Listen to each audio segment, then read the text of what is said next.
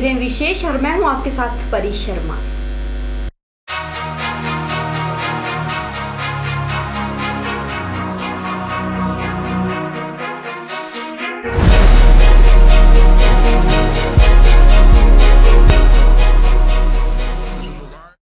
RTI वो हथियार है जिसके माध्यम से हर तबके के लोग सरकारी व गैर सरकारी कार्यालय से जानकारी ले सकते हैं कि विकास कार्यों के लिए आए पैसों का सही प्रयोग हो रहा है या फिर गलत। आरटीआई वो माध्यम है जिसके द्वारा भ्रष्टाचार को भी रोका जा सकता है। आरटीआई है क्या,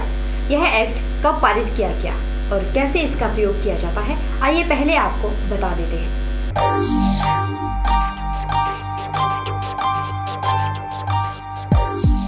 आरटीआई यानी सूचना का अधिकार अधिनियम, यह एक्ट 2005 में देश में लागू किया गया और प्रदेश में 1 साल बाद यानी 2006 में आरटीआई एक्ट को लागू किया गया।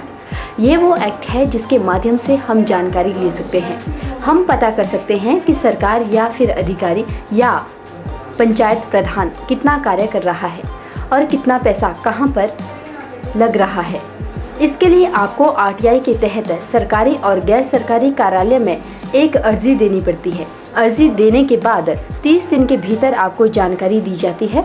यह अर्जी 18 साल से कम उम्र के बच्चे भी दे सकते हैं। इस कानून की विशेष बात यह है कि इसके अंदर आम नागरिक जो है हिंदुस्तान का, उसके अंदर किसी भी उम्र का, चाहे वो छोटा बच्चा क्यों ना हो, 18 साल से छोटा क्यों ना हो और किसी उम्र का हो, किसी जाति का हो, वो सूचना के अधिकार का इस्तेमाल कर सकता है। और जितने भी सरकारी गैर सरकारी दफ्तर हैं उनसे जो है वो सूचना के अधिकार के तहत एक अर्जी देकर सूचना मांग सकता है कामकाज के बारे में, क्योंकि ये गवर्नमेंट के जो कामकाज है उसकी ट्रांसपेरेंसी को लेकर एक बड़ा आंदोलन इस देश के अंदर है कि जो डेमोक्रेसी है वो तब तक एफिशिएंटली काम नहीं करती है जब तक उसके अंदर लोगों की भागीदारी ना हो। अब लोगों की भागीदारी कैसे निश्चित की जाए, जब तक लोगों को पता ही नहीं लगेगा कि कहाँ पर क्या काम होना निश्चित हुआ है, कहाँ पर कौन काम हुआ और किस काम के क्या फायदे नुकसान हुए, जब तक ये बात जनता को नहीं पता लगती थी तब तक डेमोक्रेसी का मुकम्मल मतलब समझ नहीं आ रहा था और डेमोक्रेसी जो है वो पिटती नजर आ रही थी। वो कुछ लोगों के हाथ में ही सब कुछ हो रहा था और इससे भ्रष्टाचार को बढ़ावा मिल रहा था। लवन ठाकुर ने बताया कि कोई भी शख्स किसी भी विभाग की जानकारी ले सकता है क्योंकि यह उनका अधिकार है।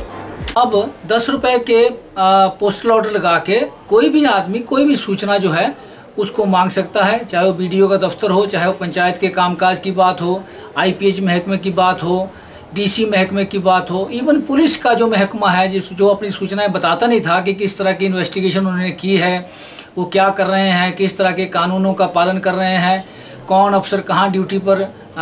तैनात है, तो ये सारी सूचनाएं हम लोग अब सूचना के अधिकार में मांग सकते हैं।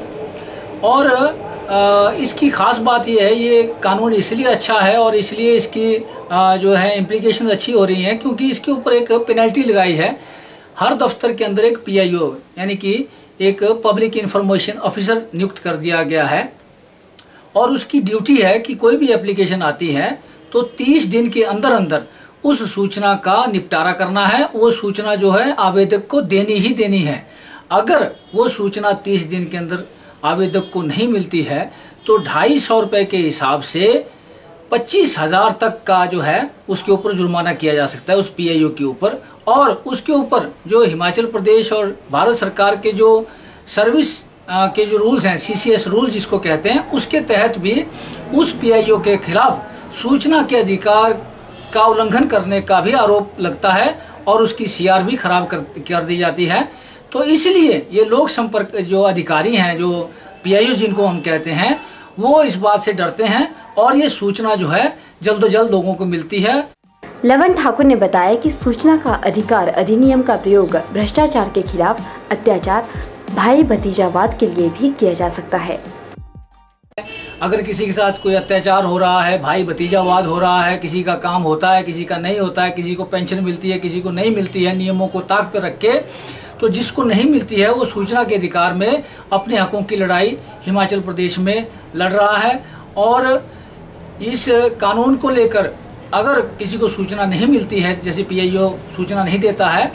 तो 30 दिन के बाद वो प्रथम अपीली अधिकारी भी उसी कार्यालय में होता है, जिसको हेड ऑफ द डिपार्टमेंट है, उसके पास वो अपील डाल सकता है और इस अपील के कोई पैसे नहीं लगते हैं। हालांकि जो RTI एप्लीकेशन है उसके 10 रुपए लगते हैं, लेकिन अपील के कोई पैसे नहीं लगते हैं। उस अपील में आपने केवल ये लिखना है कि मुझे उस PIO ने सूचना नहीं दी है, और वो अपीली अधिकारी भी 30 दिन के अंदर अंदर अपनी अपील का निपटारा करेगा और सूचना दिलवाने में अपनी भूमिका अदा करेगा।